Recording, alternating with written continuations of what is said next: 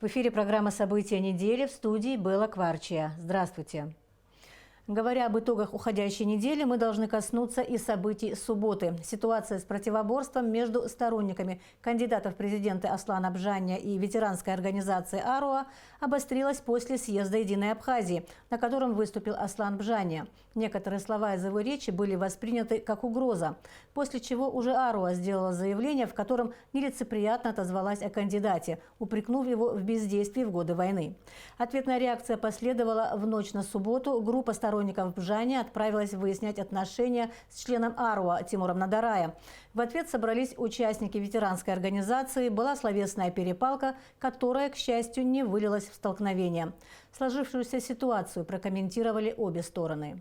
После того, как я вышел, так оказалось, что там было человек 30, и которые были на эмоциях, были возмущены заявлением, которое было принято вчера «Аруа». Ну, разговор получился эмоциональным, еще раз говорю, но без всякого мата, никаких там, как говорят, побили кого-то, никаких там рукоприкладств не было. Подошли родственники Аслана Бжаня вполне адекватно как бы попросили, что извинились, говорят, это мы как бы не всех привели, но услышали, что подъехали, вот они тоже подъехали.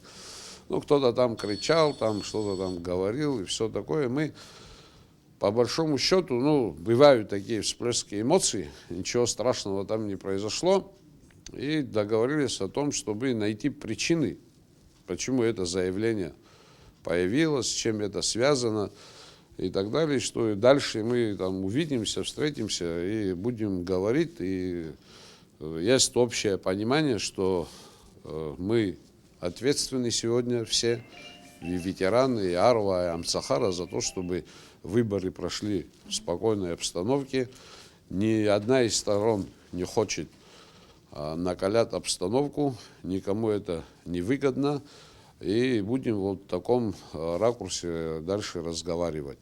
И каждый как бы делать так, чтобы меньше всяких эмоций вызывали заявления. Ну, пока как бы встречи не было на эту тему, и каких-то таких договоренностей мы пока не имеем. Илья Гуня, председатель «Аруа», ведет переговоры. Мы со своей стороны соберем Высший совет «Аруа» в понедельник. На Высшем совете может стоять вопрос и о созыве съезда «Аруа».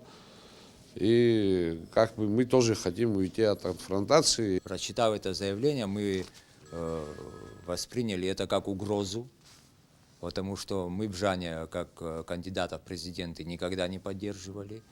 Вот, и получается, что те, кто не поддерживает Бжаня, ему угрожают. Мы выждали, я не знаю, это было 3-4 дня назад, мы подождали, думали, ну, бывает, что ошибается в высказывании или не это имеют в виду, да, думали, будет какое-то опровержение. Никакого опровержения не было, как бы это прошло тихо, спокойно. Поэтому посчитали нужным ответить резко. Да, заявление получилось действительно резким, но мы все понимаем, ну вы знаете, что после заявления были инциденты, которые, слава богу, там решились. Тем не менее, считаем, что и такого рода заявлений, как Аруавское, и такого рода заявлений кандидатов в президенты резких по отношению к другим кандидатам или к другой стороне, да, может привести к конфронтации. Это показало вчерашний, сегодняшний день это показывает. Ну, хотелось бы, чтобы таких высказываний не было, и тогда не будет таких ответов. Но на сегодняшний день, как я понимаю, ситуация еще не разрешена. Ситуация не разрешена, но мы все прекрасно понимаем. Мы ветераны «Аруа», есть ветераны Амцахара. Мы всегда сотрудничали, находили общие точки соприкосновения. Да, у нас есть что друг другу сказать в хорошем смысле этого слова, поэтому я думаю, мы найдем точки соприкосновения, чтобы не довести ситуацию до абсурда и сделать так, чтобы выборы у нас прошли в спокойной обстановке. Но просьба ко всем, как и к кандидатам, так и к нашим людям, держать себя в руках и не высказывать лишних критических слов, которые могут привести вот к таким последствиям. И еще один вопрос. Ведутся ли на сегодняшний день какие-либо переговоры с... Да, конечно, мы на связи, мы общаемся. Шимтанаги, Яншабаси, Сархаз, Тарас Куснархиди, Хазус Шада, Хараруа, Ямца Харай, Зига ветеран Шахау, Байш Шахау, Хайма Гайча, Габри, Хайтбалане, Хацбара Уэйт, Абри Насари Свам Хошас Хот. Абрай Кубач Кунша, Абснафархаца, Надарга Кубава, Витят Ванба, Игорь Сурманидзе, Врял Храпинрылагуз, Зеевшик Сарзан. Абри Аслан Георгиевич Зехани Акум Цагва дезертиру Пархот. Хара ветеран Аслан Георгиевич Идгылак Пазабри Дануп Харглоз, Айзара Ацана Хьяз Айдзнак Юин Тхант, Абри Хазадгло Цустада биография Тахца Аваз, Яхайхит, Абджиргна Нах Гумистат Падзамаз, Акрт Шадрчгла Замаз Даха Азиусаджа, Ескебеч Усахиваз, Зьярцуз Айцон, Ацапиртуз Наигзон, Джерги Дацам Хадзаку, Бридаджин, Убусоби Шахдеру, Абриена Хумдза, Абрдзбахс Хазачкунтша. И цена стамурт арба хачкун бзе доб, а я шада как зумдру обстаза араджа, дара подипурцот зиги срик дара подипусо, да брит саня зайд, абрей бешранцози хабс уиман я шоха, тен раз саре ишиз дру иш сарха зур там цхочкун традзам, даргиш раз аршил шот ам таншмо, янрмо шрб херяй уйдурт кишархот, аттар бачкун убс йхетер хет. ويا أنا حرا أمس خارا باليتسافيتا جحار حيت هاي بشرازي جبردا أنا رحيت أصلاً جارجي با أمس يجي بيجبرزه كمانديروفكا هاي حبات زانير تتسان وبرا بترام تقدع عزامز ناس خنحنا دا أنا برا حافا قلن وبسو بيشاح دروا هاري اختصي على سريخن زي لسكازوجه يدينا أبخازي أصلاً جارجي با دخاز وبراتك وبس تشايف يدوي سرقي سابخون فيسبوك أجر أبري حيت ويزاس كولتورا حساب الله حيزيد شاجر الخرق برجي حيت بطويب تسانا حتصودي حيت شاكالا يحن درايب ترى علاري حيت هريحو حبشاويت حبسي حيت حنوبساس شابخاز ناسانسي على مارسي على مشتاع على وي خيا از انسيدنت كزيجي صحبانن زي سزدرت زوماخا أبريز واحد عملارو بحرار يابس حبساتروب زيجي حفيتيران تروب أروا يامتسا خارج بطويب تسانا هيلي بق أمراك حمازركي حيت بالان حيت راجو بحبس بيانا قد سراويا أجكون ترازيك زدرويد председатель Илья Гунья يوم أجكون تراروما ندراير روما حربطويك بحثوت حخيبة بقي حزمت زبوحة قاعد زم أبريز اختصبا واحد أحمزاروب ححزني بخشيروب حرا وبس حيت راجو نحوب وتري ياي وتحزدرت زمال خرق برجو بجانيا دياي وام أرزن بدياي وام واحد كلوس صدرم ياي لق احنا بكوي برشنا حقوز روب اشتبري حزجو واخجم بيجوسي وازما واتشد بيجوسي وازما زي حيدقلن حيفقلن حبسن رحنا بي لخنا وس زوا زخوسا واحد نكرر قلش زدروا يدقلن يخا وراس راح يلم أمتزاق وحيدقلن يدقلن زي جوس رورك أخا حشقل سوق رجن صوب يروبوسي شعملك زدروا يدورجيو يدقلن أدردياير ورجيو يدقلن أجيجيو يدقلن حوي دافجوا راح يخوسا وازر يوسورتا تخاز يوسا ببزيني دروازر وسيو أزوجي حيبدو سرازين حمد زميام تاك بتسيد وشتا زي حيشتروب زي حبساتروب هزيجي حيدقلن احنا با هيك برشنا وسي يتساح وروب حب خيال الخلزالي يوسات صدر زميال الخوميانا يعلو ويجي بمارترزن يخيا على زويزا انسيدنت واحا أعترى زين حمد زمازوجي يزخود وشتا حخن زي بافاز وشتا بطويك بحث روب حب خي عزيجي وبريزك بانا قرسمو بسرا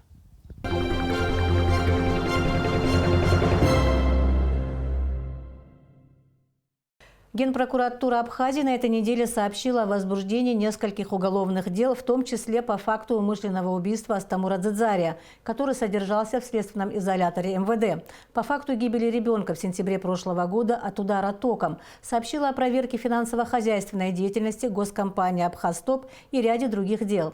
На каком этапе находится следствие по всем этим делам и какие меры предпринимаются для их раскрытия? В репортаже Гугуцы Вардания. В ночь на 4 февраля 2020 года в камере СИЗО МВД Абхазии в селе Дранда Гурьевского района многочисленными ножевыми ударами был убит Астамур Дзидзария, обвиняемый предварительным следствием в соучастии в убийстве Дмитрия Озган в ноябре 2017 года, а также в незаконном приобретении огнестрельного оружия. Прокуратура Гурьевского района возбудила уголовное дело по факту умышленного убийства заключенного. Заместитель генпрокурора Абхазии Руслан Тыркба отметил, что есть определенные проблемы с деятельностью изолятора, так как это связано с неукомплектованностью штата. Руслан Тыркба также прокомментировал и заявление омбудсмена о том, что фактически порядок в тюрьме осуществляют заключенные. Порядок в этом учреждении осуществляется администрацией следственного изолятора в лице действующих сотрудников Министерства внутренних дел. В рамках закона и по этому делу будет дана соответствующая информация. Начальника следственной части Следственного управления Адамура Тарба освободили от занимаемой должности. Также несколько сотрудников подвергнули дисциплинарным взысканиям из-за некачественного и поверхностного расследования резонансных уголовных дел. Такого рода нарушения граничат с должностными преступлениями, поэтому нами была назначена процессуальная проверка в этой части. Результаты будут доступны средствам массовой информации через наш официальный сайт после завершения этих процедур. Что касается освобождения от занимаемой должности сотрудника Генеральной прокуратуры Адамура Тарба, то оно имело место согласно поданному им же заявлению. Однако здесь необходимо отметить, что он, как и другие действующие должностные лица, проверяются на предмет злоупотребления должностными полномочиями. Парламентская комиссия выявила факты грубых нарушений в работе паспортно-визовой службы. На основании запроса депутатов Генпрокуратура проводит проверку по делу о незаконной выдаче паспортов. Речь идет о 6 фактах незаконной выдачи паспортов. Все эти материалы переданы в следственный орган, непосредственно в Генеральную прокуратуру, в Следственное управление. По ним всем проводится в настоящее время процессуальная проверка, которая будет завершена, и в ближайшее время будут приняты решения. Прокуратура Гагарского района возбудила уголовные дела в отношении должностных лиц Гагарского филиала Черноморэнерго по факту гибели ребенка от удара током в открытой трансформаторной подстанции. Что касается поражения током ребенка в городе Гагра, привлечены к уголовной ответственности должностные лица филиала РУП Черноморэнерго, которые предстанут перед судом тогда, когда это дело дела эти будут завершены и направлены в соответствующие суды по подсудности. 17 января 2020 года в Генеральную прокуратуру республики поступило сообщение от председателя Сбербанка Абхазии Роберта Агрба о хищении денежных средств, отраженных на корреспондентских счетах банка, открытых за пределами страны. Внутренняя проверка Сбербанка установила, что за 2017 год в результате мошенничества общая сумма похищенных средств составила 729 миллионов 479 тысяч рублей. Сведения о хищении денежных средств поступали в Генпрокуратуру еще 2 года назад. Однако никаких решений принято не было. О причинах, почему не было принято решение, покажет проводимая проверка в отношении должностных лиц, кто занимался этими материалами в тот период времени. Если говорить о сегодняшней ситуации, то после повторного обращения Сбербанка проводится анализ представленных материалов для установления круга лиц и сбора и способа вывода денежных средств из кредитной организации. Также идет проверка финансово-хозяйственной деятельности госкомпании «Абхазтоп» за 2016-2018 годы. По этому делу, если говорить, то назначена судебная бухгалтерская экспертиза. Вот. Но часто, может быть, вы от наших коллег иногда слышите, и когда речь идет о тех экспертизах, которые направлены там в Российскую Федерацию, кто-то делает выводы, ну, иногда, возможно, не обоснованы, что это превращается в какой-то долгострой. Но в данном случае хочу уверить, что мы в тесном контакте находимся с соответствующими экспертами, профилирующими, от которых ожидаем в самые короткие сроки сжатые соответствующих выводов, которые позволят нам ответить исчерпывающе на те вопросы, на те специальные вопросы, характерные для таких, значит, такого рода материалов. 26 января в селе Лыхны Гудаутского района военнослужащий Абхазской армии пытался покончить жизнь самоубийством у себя дома. Военная прокуратура ведет доследственную проверку по факту попытки суицида. Почему молодой человек пытался покончить жизнью, неизвестно. Несмотря на то, что пострадавшему была оказана срочная хирургическая помощь, его состояние все еще остается стабильно тяжелым. Что касается причин, по которым это произошло, значит, следствием отрабатываются версии, характерные для таких случаев. Вот, естественно, одна из них – это возможное наличие неуставных взаимоотношений внутри подразделения. Но эта версия на сегодняшний день, она не подтверждается. Здесь больше есть сведений и материалов, которые говорят о том, что это носило бытовой мотив. Заместитель генерального прокурора Абхазии Руслан Тыркба отметил, что активная работа ведомства в последнее время не зависит от криминогенной ситуации в стране. Да, соглашусь, что есть некоторое оживление за последнюю неделю, там 10 дней, может так сказать, но я бы не сказал, что это связано с ухудшением криминогенной ситуации, вот, или там другими какими-то причинами. Вот. Больше, наверное, нужно здесь сказать, что мы занимаемся повседневной своей работой. Руслан Тыркба уверен, что в скорейшее время по всем этим материалам и делам суд даст соответствующую оценку, после чего можно и будет судить о качестве работы Генпрокуратуры. Гугут Савардани, Ильдар Дамиров, Абхазское телевидение. Итак, Генпрокуратура проводит проверку по сообщению председателя Сбербанка Абхазии Роберта Агрба, которая поступила в ведомство 17 января 2020 года. Внутренней проверкой Сбербанка установлено, что за 2017 год в результате мошеннических действий общая сумма средств, выведенная различными способами наличными через кассу банка, а также через безналичные переводы как в Абхазии, так и за ее пределами, составила 729 миллионов 479 тысяч рублей. Мы получили комментарий от Нацбанка Абхазии по этой ситуации. Речь идет о корреспондентских счетах, которые были открыты за пределами Абхазии, это в Австралии и Таджикистане, остатки которых не удалось подтвердить в период работы временной администрации. С ноября 2017 года по май 2018 года в Сбербанке Абхазии работала временная администрация по управлению данным банком. Все прекрасно знают, в связи с чем. Это проблемами, которые накапливались в Сбербанке очень долгие годы. И Банк Абхазии был вынужден отреагировать на все происходящие сложности финансовые в Сбербанке путем ввода временной администрации.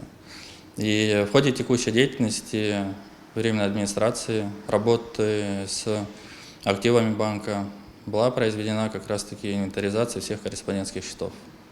В результате Банк Абхазии в целях надлежащего реагирования и всестороннего изучения данного вопроса обратился в Генеральную прокуратуру, не дожидаясь окончания работы временной администрации, в апреле 2018 года.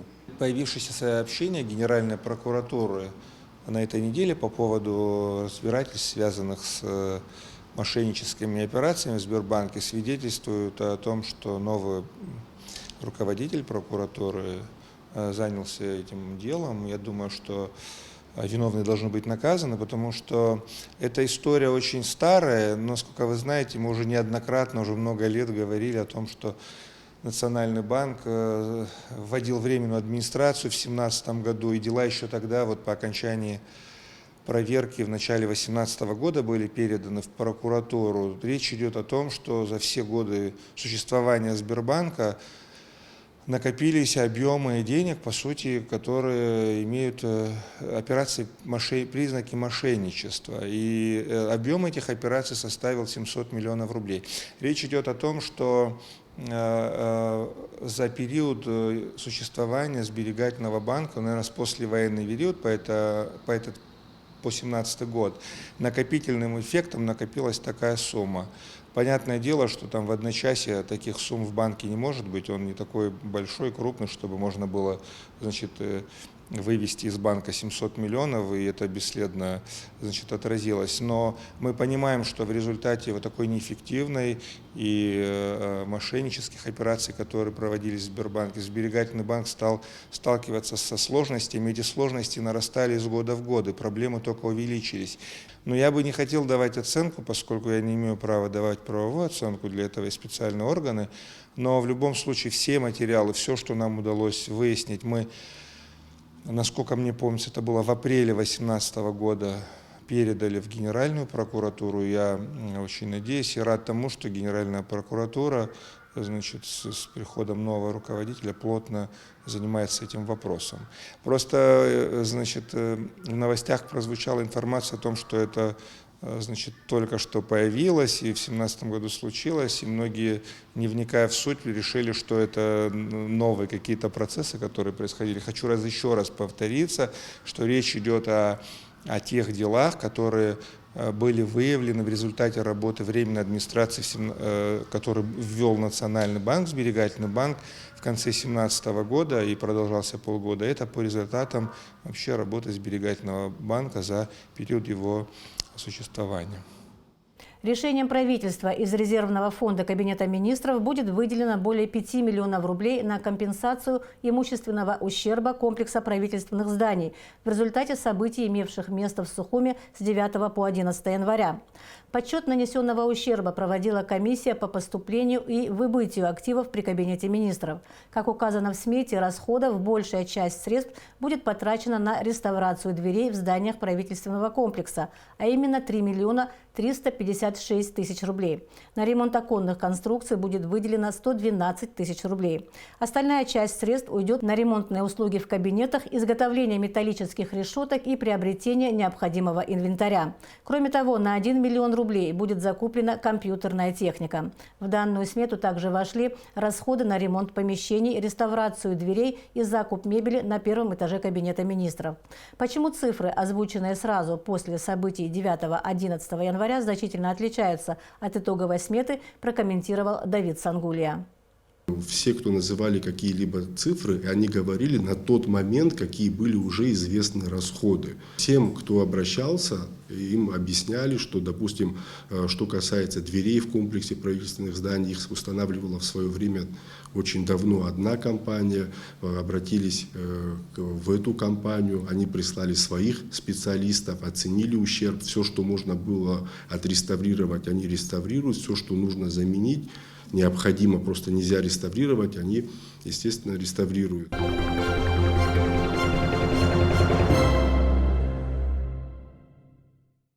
Центральная избирательная комиссия Абхазии опубликовала список избирательных округов по выборам президента с указанием их границ и мест нахождения окружных избирательных комиссий.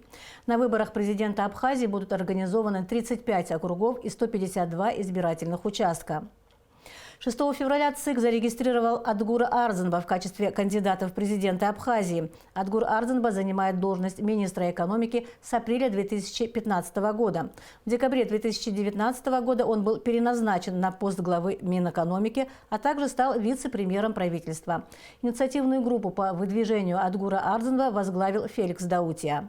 Ранее ЦИК зарегистрировал партию Акзара, выдвинувшую кандидатом в президенты своего лидера Леонида Дзяпшба, а также инициативную инициативные группы по выдвижению лидера блока оппозиционных сил Аслана Бжания и мэра Сухума Кана Кварчия. Регистрация кандидатов в президенты Абхазии проводится согласно календарному плану основных мероприятий по подготовке и проведению выборов и продлится до 11 февраля. Республиканская политическая партия «Единая Абхазия» поддержала кандидатуру Аслана Бжания на предстоящих выборах президента Абхазии. Такое решение было принято 4 февраля на заседании Политсовета «Единой Абхазии». В заседании Политсовета участвовали представители всех районных отделений партии. Вел заседание председатель партии Сергей Шамба. В отличие от многих других стран, где тоже идет борьба разных интересов, мы обходимся без стрельбы и даже без драк, показывать им пример того, как на самом деле нужно решать вопросы. Это вполне демократическая система, поэтому, что бы ни говорили на этот счет, я хочу сказать, что с моей точки зрения у нас как раз происходят вопросы, не выходящие за рамки демократических установок.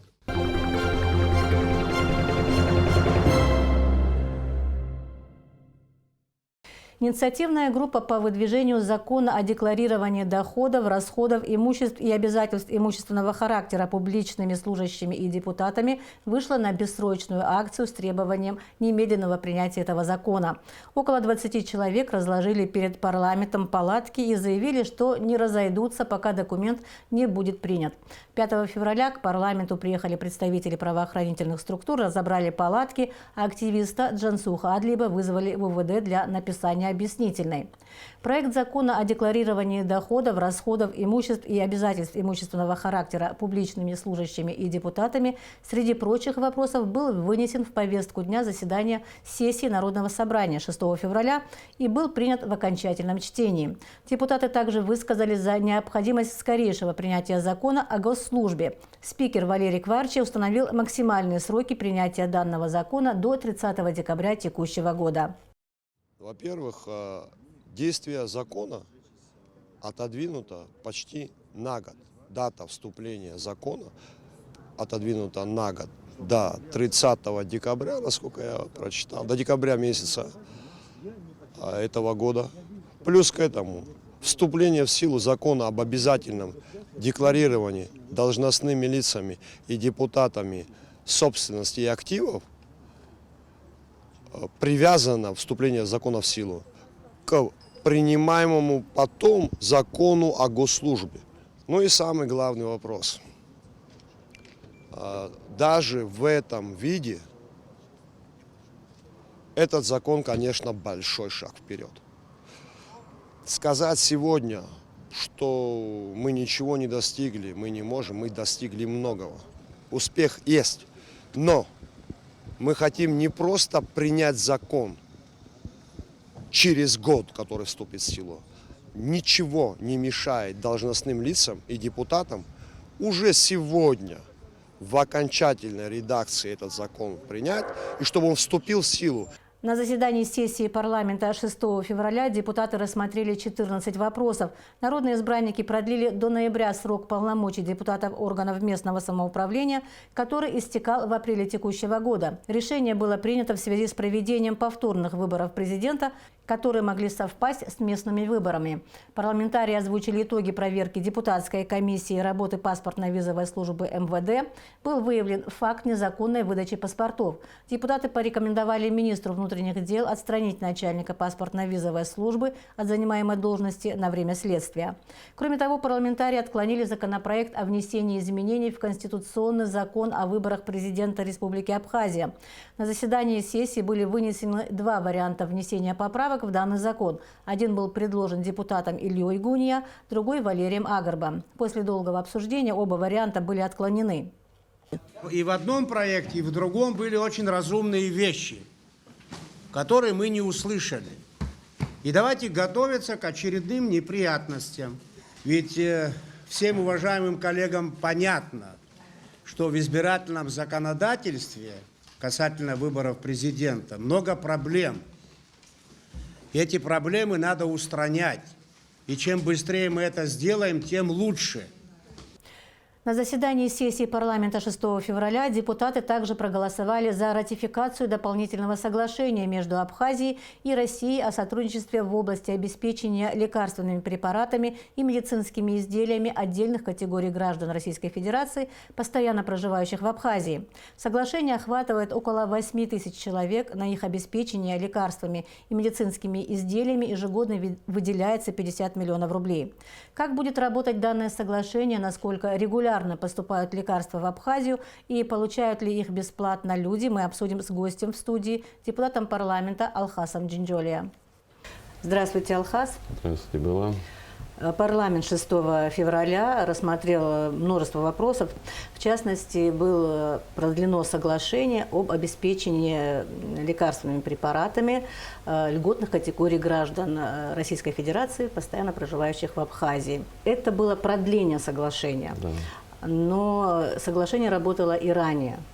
Что вы можете сказать о том, насколько оно хорошо и работало в соответствии с тем, что планировалось? В декабре 2019 года закончилось действие предыдущего соглашения трехлетнего. По нему, как вы уже сказали, Российская Федерация обеспечивала лекарственными препаратами список, состоящий из граждан нашей страны, обладателей российского гражданства, или, как в народе говорят, красного паспорта просто. Этот список включал в себя около 8 тысяч человек. Если разбить на категории, это 9 категорий. Там включены инвалиды Великой Отечественной войны, инвалиды по здоровью, инвалиды по детству и так далее. Сумма, так грубо говоря, стоимость этого соглашения, это порядка 50 миллионов рублей. То есть на эту сумму приобретались по заявке абхазской стороны препараты и предоставлялись абхазской стороне. Распространялись они через региональные поликлиники, где на учете стоят наши граждане из указанных категорий, и при обращении в лечебные учреждения должны были помогать лекарственными препаратами. Хочу сказать сразу, что, во-первых, на сессии это дополнительное соглашение, оно было продлено еще на 3 года, не меняя формат его. Что касается размера помощи, суммы этой, она, конечно, не основная помощь по приобретению препаратов для Республики Абхазия. Основную нагрузку несет республиканский бюджет, датируя Минздрав, который, в свою очередь, приобретает необходимые препараты. Россия отпускает по этой программе, по этому соглашению 50 миллионов. Да. Могли бы вы сказать, сколько несет абхазский бюджет? Около 230, если я не ошибаюсь. Еще приобретаются отдельно препараты, то есть ведутся 2 программы. Фактически это приобретение препаратов и расходных материалов через фонд обязательного медстрахования. Какие-то препараты приобретает фонд инвалидов. И в социальных сетях, и иногда при личном общении люди говорят о том, что говорят, что лекарства должны быть бесплатными, но бесплатно мы их не получаем, вынуждены покупать. Как вы можете прокомментировать эту ситуацию? Имеет ли место быть такое дело? У нас трудно решить корневую проблему. Если мы, начиная с главного закона, с Конституции, беремся и обязаны обеспечивать доступ всех граждан к бесплатной медицине, обеспечивать каждого нашего гражданина бесплатно медицинскими препаратами, то этих сумм, которые выделяются сегодня, их все равно не хватает. Как бы мы ни ворчали, ни ругались, это не те суммы, которые способны покрыть все потребности республики, к огромному сожалению. Конечно, есть проблемы системного характера, мы не всегда правильно планируем расход этих препаратов, не всегда правильно распределяем это по регионам, допустим, или по категориям. Неправильно, что уж греха таить, иногда мы нерационально их назначаем, это уже наша врачебная, пусть ответственность сказать. Не всегда граждане требуют лекарства, которые им необходимы, тоже есть такой момент. То есть в этой неопределенности, так скажем, конечно, не будут покрыты все наши потребности. Эта проблема с задержкой лекарственным обеспечением, она существует? Она существует, и хочу сразу сказать, не всегда это происходит по вине нашей стороны.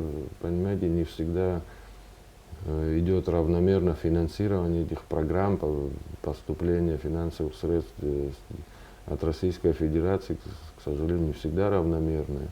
Бывают иногда форс-мажоры какие-то, когда ресурсы приходится того же Минздрава бросать на другие задачи, и тогда сбой в других моментах каких-то. Препараты, которые поступают, они дорогие или они обычные препараты? Какого характера, да, лекарства там вообще? Насколько я знаю, основан их список на принятом и утвержденном Кабмином списке жизненно необходимых лекарственных средств. Туда входят, ну, по названию понятно, основная группа препаратов наиболее необходимых, то есть это от давления, там, для болезней сердца, сосудов. Отдельно идет линия по снабжению. Я слышала жалобы от диабетиков в том, что вот эти препараты задерживаются или не неравномерное поступление не по нашей вине, поверьте. То про сбой с финансированием. Были моменты, хочу рассказать, кстати, когда по неизвестным нам причинам, сейчас не хочется это связывать там, с какими-то проблемами, в свою очередь, у Российской Федерации, когда просто исчезал препарат, очень нужный нам, на заводе производителя. То есть мы, когда с этим сталкивались, мы всю эту цепочку отслеживали, добирались до завода производителя, люди с удовольствием помогли бы, но разводили руками, нет просто производных еще изготавливать. Даже такое отмечалось. В одно время были сбои с доставкой препаратов для обеспечения наркоза при хирургических операциях. Представляете важность этого вопроса? Были бы достаточно серьезные проблемы, ну как-то решили. Были сбои с поставкой препаратов, как сказать, противоядия, так скажем, для опиатного опьянения. Очень важный для республики вопрос. Тоже как-то выкрутились, так скажем, альтернативные поставки. Были запасы свои какие-то, начали выискивать. Ну, справляются пока, слава богу. Парламент принял и закон о донорстве. Почему я спрашиваю? Вы как медик к этой теме близки. Могли бы вы сказать, насколько вот этот закон он необходим о донорстве и компонентах крови? Ради чего? Что он регулирует? По нормативам международным на наше количество населения у нас должно в год сдаваться 5000 доз крови стандартных. 5000 доз. Сегодня сдается 800 там, с небольшим доз. То есть разницу представляете. Наверное, все мы отслеживали с помощью СМС-рассылок, с помощью бегущих строк, когда люди попадают в беду, родственники мечутся, ищут, призывают помощи. Это так не должно это происходить. Это должно быть сведено к минимуму. Закон, в свою очередь, принятый. Мы попытались с помощью него, попытаемся восстановить ту имевшуюся достаточно стройную, надо заметить, систему. В структуре Минздрава существовала служба переливания крови. Один период послевоенный с помощью Красного Креста Международного Красного Креста были созданы эти лаборатории, на тот момент очень современные по заготовке, хранению, маркировке крови и ее компонентов.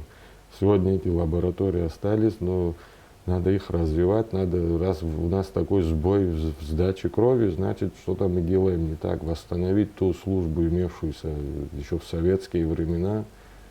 И там есть ссылка в законе, что, надеюсь, когда мы ее разработаем, надеюсь, Кабмин примет эту целевую программу, где просто надо оплачивать донации крови, то есть донору помимо волонтерского призыва и всяческих социальных льгот, которые мы можем предоставить. Это, например, выходной день, это, например, бесплатное питание. Ну и доплачивать надо, это обычная международная российская практика. Если у нас пересчитать, в общем-то, сумма 2,5–3 миллиона рублей в год. На такие цели, думаю, Но закон же как-то будет регламентировать еще и проблему качества крови, которая есть у донора. Качество крови контролирует сама лаборатория, принимающая кровь. Повторюсь, там есть достаточно современные методы хранения, маркировки, обследования доноров. Это очень важные моменты, учитывая распространение вообще глобальное в мире СПИДа, гепатитов, и других инфекций, связанных с кровью. Это важнейшие вопросы. Не говорю, что он призван создать что-то с нуля, он призван помочь той системе, которая сегодня существует. А вы в парламенте курируете и социальные направления. Хотелось бы узнать о новшествах в этой сфере. Есть ли о чем сказать, рассказать? Конечно, с радостью хочу в наши трудные времена поговорить о позитивном. В бюджет 2020 года были внесены дополнительно статьи расходов.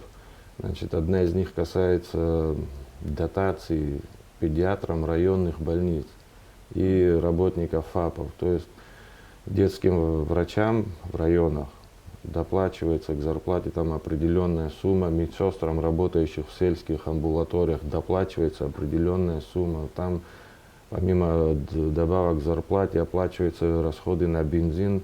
Вот эта простая мера, она, во-первых, обошлась нам в 2 миллиона. Это я не говорю, что она покрыла все проблемы, но маленький толчок дало сразу всплеск активности среди врачей, сразу пошла информация обратная, необходимая медицинская статистика, простые меры, которые вызвали положительные результаты. Помимо этого, долго пришлось, как сказать, не хочется слово воевать, говорить, убеждать, внедрять, но наконец-то на базе, так начали при Минсоце, закончили теперь при Соединенном Министерстве здравоохранения и соцзащиты, создано отдельно подразделение, социальная служба по защите детства. Когда это произошло? Ее вот сейчас утвердил Минюст, выдали свидетельство о регистрации. Перед этим, во время голосования по бюджету, эта строка была внесена. В общем, и это тоже профинансировалась, служба создана, с этого года работает, отличные результаты. Сразу она не создана сегодня, это уже процесс 2-3-летний. Обученный персонал, обеспеченный офисами, транспортом, вот запущено официально в этом году. Я лично очень доволен и благодарен ЮНИСЕФ, организации, которая стояла у истоков, Минсоцу, Минздраву, Минюсту, который зарегистрировал. Ну и моим коллегам, которые проголосовали, кстати, все поддержали создание этой службы. И что детская социальная служба призвана делать, самая главная ее задача? Во-первых, это новый подход, современный к нашим проблемам социальным.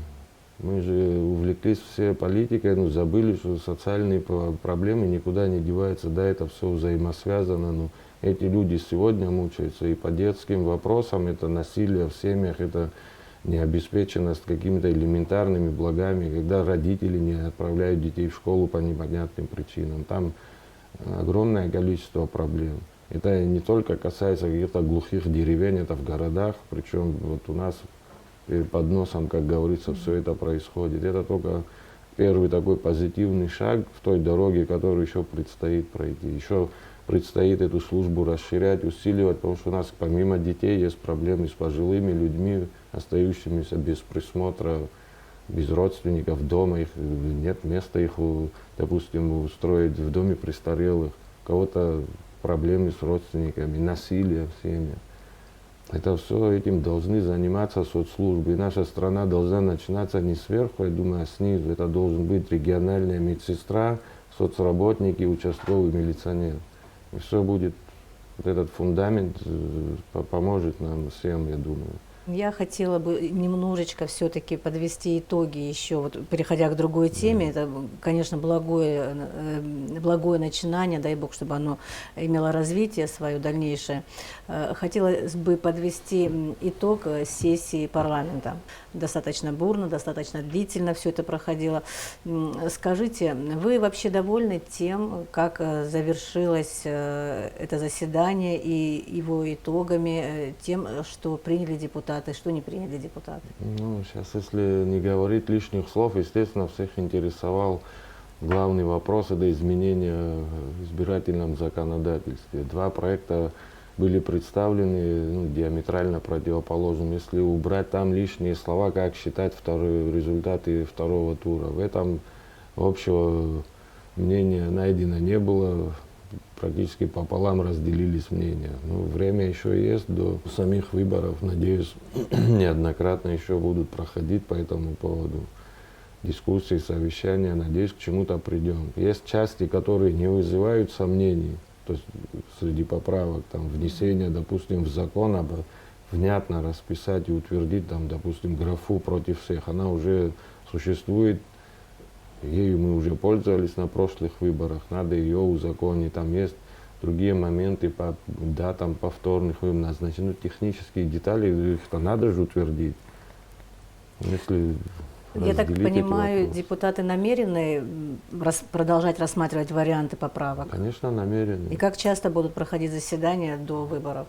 Я не могу сейчас ответить за весь парламент, но все понимают, что надо прийти к какому-то общему решению, чтобы не превращать в очередное обострение не то что выборы, а весь предвыборный даже период. У некоторых людей складывается ощущение, что парламент затягивает решение этого вопроса, что части парламента, может быть, и выгодно оставить вопрос нерешенным в таком виде, как он сейчас есть, этот закон. Да. Парламент – это срез нашего общества. Ругают нас, хвалят, соглашаются, не соглашаются – это все формальности. Все, что происходит в парламенте, это можете проецировать, происходит и с нашим обществом. А что в нашем обществе все едино смотрят на эти поправки, примерно такой же срез не получается. Практически пополам мнение разделилось народа. И как быть? Ну, не хочу слово применять, конфликт в парламенте. Я не вижу конфликта, но вот несогласие по некоторым вопросам. Мы же не можем выплескивать на улицу, призывать своих сторонников биться насмерть за ту или иную поправку. Мы не в таком ключе должны действовать. Мы, наоборот, должны сглаживать острые углы, приходить к каким-то компромиссам. Принят вот этот долгожданный законопроект о декларировании доходов чиновников и государственных служащих. Да. Да? Вы довольны этой редакцией закона, который был принят? Ну, я доволен. Сторонники принятия альтернативного не хочу говорить, потому что большинство их мнений учтено. Кто-то недоволен, естественно, но дорога не состоит из одного шага, она из множества шагов состоит. И не считаю, что одно декларирование спасет нас от коррупции.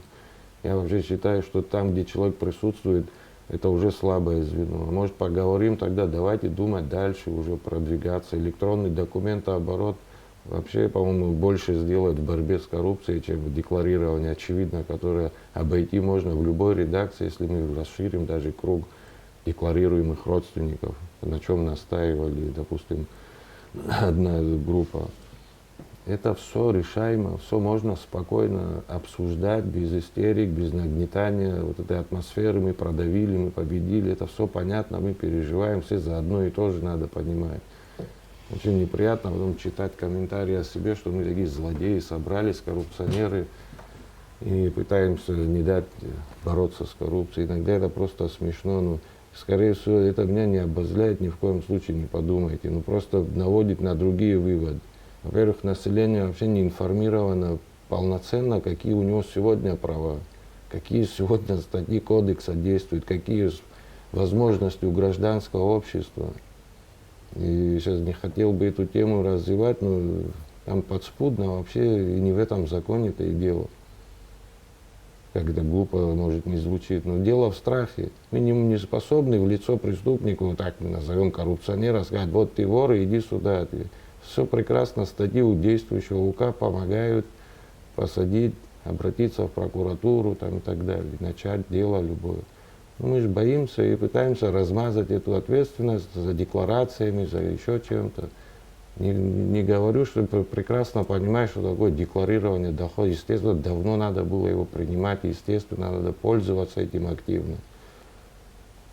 Ну, вот вы сами затронули проблему того, что правоохранительная система дает у нас какую-то слабину, и, может быть, не так контролирует, как нужно государственной власти. Да? вот эту всю ситуацию в стране. Но в последнее время, вот если вы заметили, активизировалась деятельность прокуратуры, то есть возбуждено много дел уголовных там по разным статьям. И вот что вы думаете? Вот могли бы как-то свое депутатское мнение по этому поводу? Относительно недавно был назначен новый генеральный прокурор, заместитель его. Сейчас ожидается, будет представлена очередная кандидатура на должность второго зама. Люди молодые, конечно, хочется им пожелать успехов, но учитывая, в какой трудной ситуации прошло их назначение, в какой трудной ситуации им предстоит работать, они сами вот одни, там, поле воин, это все не про них будет. Они просто не смогут осуществлять свои функции, если мы не будем к ним прислушиваться, если мы не будем им помогать всячески. Они же борются не с каким-то внешним врагом, это все внутренние проблемы, которые надо разгребать всем вместе, а не только прокуратуре. Алхаз, спасибо вам большое, что ответили на все мои вопросы. Спасибо, что были нашим гостем сегодня. Всего доброго. До свидания. Вам спасибо.